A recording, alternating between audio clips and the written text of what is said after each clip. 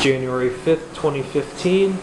This is progress on the rust repair job on my 93 Bluebird International.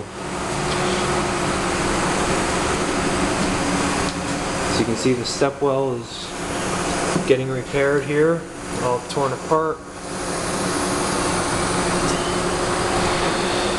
I think this hole in the floor over here, which was covered up by the front heater unit, may have been due to the leaking windshield over the years, because there was a lot of moisture up here. I did have to have the dash all repainted at one point.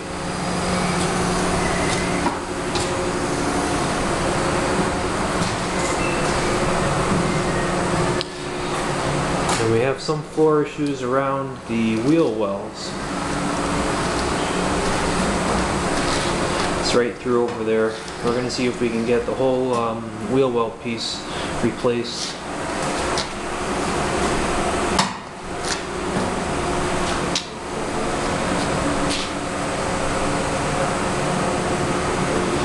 The plywood floor is eventually going to be installed, but not before this metal floor is fixed and prepped with that 415, which is a rust inhibiting paint.